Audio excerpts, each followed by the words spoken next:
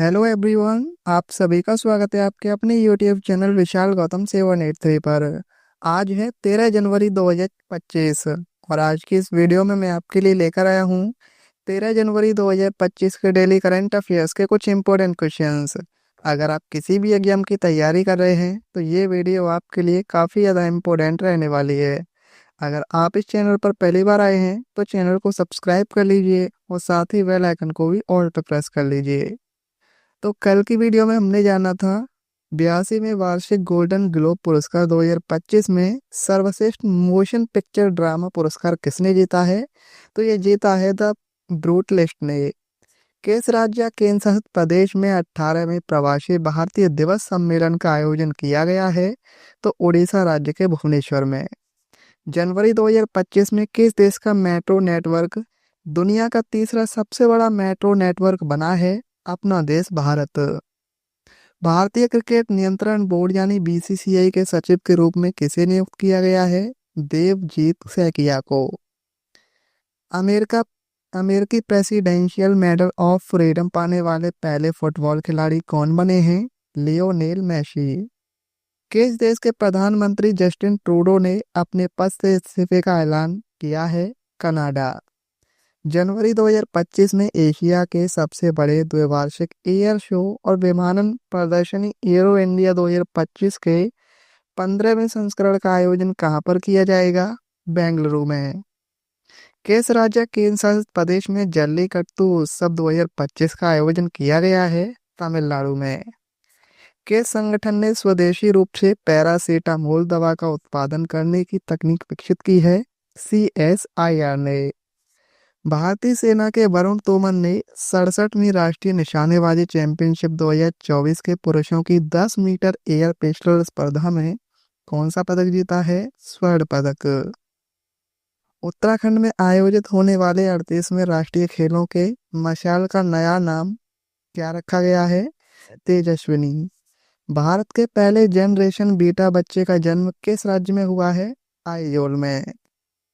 तो आज का हमारा पहला क्वेश्चन है, जनवरी 2025 में नागरिक उड्डयन महानिदेशालय यानी DGCA के प्रमुख के रूप में किसे नियुक्त किया गया है। तो राइट आंसर इस क्वेश्चन का ऑप्शन सी, फैज अहमद किदवई। जनवरी 2025 में कैबिनेट की नियुक्ति समिति ने फैज अहमद किदवई को नागरिक उड्डयन महानिदेशालय का महानिदेशक नियुक्त किया है। नागरिक उड्डयन महानिदेशालय भारत सरकार का एक वैधानिक निकाय है जो नागरिक उड्डयन से जुड़े नियमों और विनियमों को लागू करता है और DGCA का मुख्यालय है नई दिल्ली में। वर्ष 2025 में भारतीय अंतरिक्ष अनुसंधान संगठन यानी इसरो के नए अध्यक्ष कौन बने हैं। राइट आंसर इसका option D, we Narayan.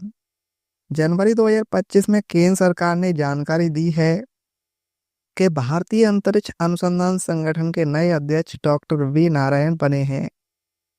We Narayan ISRO के अध्यक्ष के रूप में 14 जनवरी 2025 को डॉक्टर S सोमनाथ की जगह लेंगे और वी नारायण साथ ही अंतरिक्ष विभाग के सचिव का भी कार्यभार संभालेंगे और कौन से नंबर के अध्यक्ष बने हैं, 11वें। इसरो की अगर हम बात करें तो इसका पूरा नाम है इंडियन स्पेस रिसर्च ऑर्गेनाइजेशन, जिसे हिंदी में बोलते हैं भारतीय अंतरिक्ष अनुसंधान संगठन। इसकी स्थापना हुई थी 15 अगस्त 1969 को। मुख्यालय इसका बेंगलुरु कर्नाटक में है और नए अध्यक्ष हैं डॉक्टर वी नारायण। जनवरी 2025 में कितने खिलाड़ियों को अर्जुन पुरस्कार से सम्मानित किया जाएगा। राइट आंसर है ऑप्शन सी, 34। भारत की राष्ट्रपति द्रौपदी मुर्मू जी के द्वारा 17 जनवरी 2025 को राष्ट्रपति भवन में 34 खिलाड़ियों को अर्जुन पुरस्कार से सम्मानित किया जाएगा। साथ ही मनु भाकर, डी गुकेश, हरमनप्रीत सिंह और प्रवीण कुमार को खेल रत्न अवार्ड से सम्मानित किया जाएगा। युवा मामले एवं खेल मंत्रालय ने 2 जनवरी 2025 को नेशनल स्पोर्ट्स अवार्ड 2024 की घोषणा की थी। अब बात करें अर्जुन पुरस्कार की, तो अर्जुन पुरस्कार 1965 में 5 लाख रुपए के नगद पुरस्कार, अर्जुन की एक कांस्य प्रतिमा और एक स्क्रॉल के साथ शुरू किया गया था और हर साल भारत के राष्ट्रपति द्वारा विभिन्न श्रेणियों के खिलाड़ियों को प्रदान किया जाता है। अब पुरस्कार राशि बढ़ाकर 15 लाख कर दी गई है और अर्जुन पुरस्कार पिछले 4 वर्षों की अवधि में किसी खिलाड़ी द्वारा सबसे उत्कृष्ट प्रदर्शन के लिए दिया जाता है। जनवरी 2025 में कौन सा देश आधिकारिक तौर पर ब्रिक्स का 10वां पूर्ण सदस्य बना है? राइट आंसर है ऑप्शन सी, इंडोनेशिया। जनवरी 2025 में ब्रिक्स के अध्यक्ष देश ब्राजील ने घोषणा की है कि इंडोनेशिया को ब्रिक्स के पूर्ण सदस्य के रूप में शामिल किया गया है। गत वर्ष जनवरी 2024 में 5 देश ब्रिक्स के सदस्य बने थे: ईरान, सऊदी अरब, यूएई, इथोपिया, मिस्र, जिसके साथ कुल देशों की संख्या 10 हो गई थी। लेकिन आधिकारिक तौर पर अभी सऊदी अरब सदस्य नहीं बना है। तो जनवरी 2025 में इंडोनेशिया के शामिल होने के बाद ब्रिक्स का 10वां पूर्ण सदस्य बन गया है। ब्रिक्स की अगर हम बात करें तो वर्ष 2001 में ब्रिटिश अर्थशास्त्री जिम ओ नील ने ब्राजील, रूस, भारत और चीन को मिलाकर ब्रिक्स शब्द गढ़ा था। वर्ष 2006 में ब्राजील, रूस, भारत तथा चीन के विदेश मंत्रियों की एक बैठक में इसे औपचारिक रूप प्रदान किया गया। वर्ष 2010 में इसमें दक्षिण अफ्रीका भी शामिल हुआ और इसका नाम ब्रिक्स से ब्रिक्स हो गया। भारत ने पहली बार वर्ष 2012 में ब्रिक्स की अध्यक्षता की थी और पहला ब्रिक्स शिखर सम्मेलन 2009 में रूस के येकातेरिनबर्ग में आयोजित किया गया था। भारतीय एथलेटिक्स महासंघ के अध्यक्ष के रूप में किसे चुना गया है? राइट आंसर है ऑप्शन सी, बहादुर सिंह सागू। एशियाई खेलों के स्वर्ण पदक विजेता बहादुर सिंह सागू भारतीय एथलेटिक्स महासंघ के नए अध्यक्ष बने हैं और संदीप मेहता को भारतीय एथलेटिक्स महासंघ का सचिव चुना गया है। बात करें भारतीय एथलेटिक्स महासंघ की तो इसकी स्थापना 1946 में हुई थी। मुख्यालय इसका नई दिल्ली में है और इसके कोच हैं सरगेई माकारोव। जनवरी 2025 में किस स्क्वैश खिलाड़ी ने ब्रिटिश जूनियर ओपन में अंडर 17 गर्ल्स सिंगल्स का खिताब जीता है? तो इसका राइट आंसर है ऑप्शन बी, अनाहत सिंह ने। जनवरी 2025 में स्क्वैश खिलाड़ी ने अनाहत सिंह ने इंग्लैंड में ब्रिटिश जूनियर ओपन में अंडर 17 गर्ल्स सिंगल्स का खिताब जीता है और भारत की अनाहत सिंह ने मिस्र की मलिका एल कराक्सी को 3-2 से हराया है। केंद्र सरकार ने किस राज्य केंद्र शासित प्रदेश में भारत का पहला जैविक मत्स्य पालन क्लस्टर शुरू किया है? तो राइट आंसर है इस क्वेश्चन का ऑप्शन सी, सिक्किम।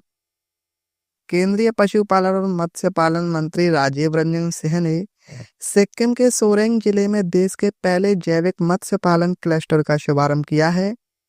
इस पहल का उद्देश्य मछली पालन उद्योग को पारिस्थितिकीय रूप से टिकाऊ और रासायनिक मुक्त मछली पालन प्रथाओं को बढ़ावा देकर क्रांतिकारी बदलाव लाना है।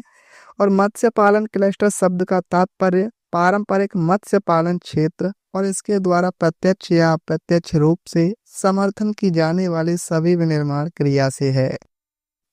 नेक्स्ट क्वेश्चन है, भारतीय मानक ब्यूरो का 78वां स्थापना दिवस कब मनाया गया है? तो राइट आंसर इसका ऑप्शन सी, 6 जनवरी को।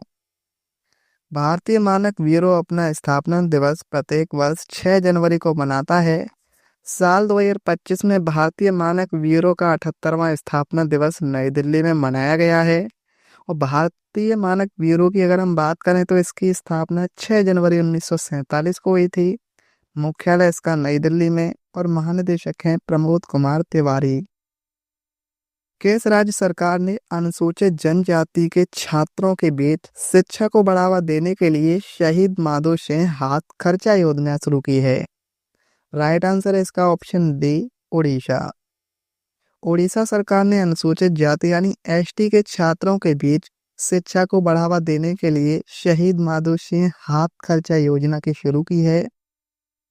इस योजना का उद्देश्य है कक्षा 9th और कक्षा 11th में दाखिला लेने वाले एसटी छात्रों को 5,000 की एक मुश्त प्रोत्साहन राशि प्रदान करके स्कूल छोड़ने की दर को कम करना है।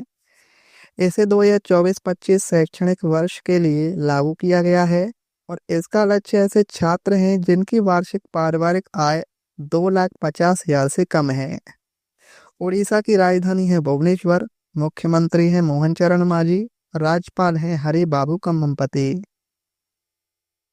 किस केंद्रीय मंत्री द्वारा नई दिल्ली में राजघाट के पास गांधी दर्शन आर्ट गैलरी का उद्घाटन किया गया है? राइट आंसर इस क्वेश्चन का ऑप्शन बी, ओम बिरला। लोकसभा अध्यक्ष ओम बिरला ने नई दिल्ली में राजघाट के पास स्थित गांधी दर्शन आर्ट गैलरी का उद्घाटन किया है। इस गैलरी में 80 से अधिक कलाकारों की कृतियां प्रदर्शित की गई हैं और इसका उद्देश्य कला के माध्यम से महात्मा गांधी की विरासत का जश्न मनाना है। जनवरी 2025 में नागासाकी परमाणु बमबारी में जीवित बचे शिगेमी फुकाहोरी का 93 वर्ष की आयु में निधन हो गया है। नागासाकी परमाणु बमबारी की घटना किस वर्ष हुई थी? तो इस क्वेश्चन का राइट आंसर है ऑप्शन सी, 9 अगस्त 1945 को। नागासाकी परमाणु बम विस्फोट में जीवित बचे शिगेमी फुकाहोरी का 93 वर्ष की आयु में 3 जनवरी 2025 को निधन हो गया है और शिगेमी फुकाहोरी की उम्र 14 वर्ष थी जब अमेरिका ने 9 अगस्त 1945 को नागासाकी पर परमाणु बम गिराया था, जिसमें उनके परिवार सहित हजारों लोग मारे गए थे। 7 जनवरी 2025 को केंद्रीय जांच ब्यूरो यानी सीबीआई द्वारा विकसित भारत पोर्टल का शुभारंभ किसने किया है? राइट आंसर है इसका ऑप्शन सी, अमित शाह ने।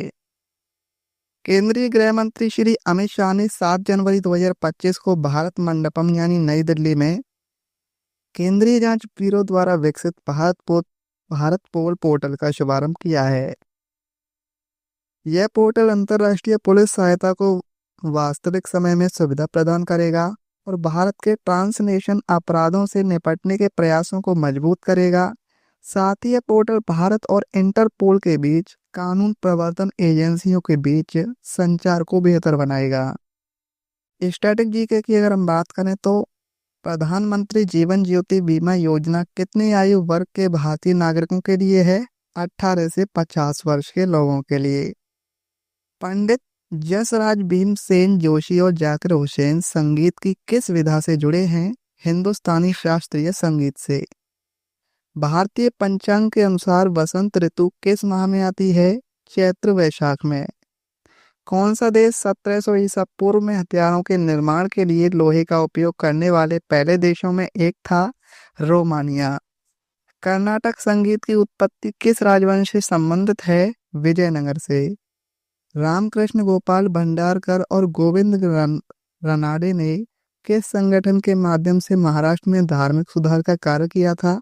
प्रार्थना समाज का। राष्ट्रीय खेल विश्वविद्यालय किस राज्य में स्थित है? मणिपुर में। भारत में स्मार्ट सिटीज मिशन कब शुरू किया गया था? 2015 में। लॉर्ड कर्जन ने 1905 में किसके विभाजन की घोषणा की थी? बंगाल की। पिछली वीडियो मैंने आपसे क्वेश्चन पूछा था कि जनवरी 2025 में किस देश का मेट्रो नेटवर्क दुनिया का तीसरा सबसे बड़ा मेट्रो नेटवर्क बना है? तो इसका राइट आंसर था ऑप्शन ए, अपना देश भारत। और अब आपके लिए आज का क्वेश्चन है, वर्ष 2025 में भारतीय अंतरिक्ष अनुसंधान संगठन यानी इसरो के नए अध्यक्ष कौन बने हैं? इस क्वेश्चन का सही आंसर आपको कमेंट में बताना है।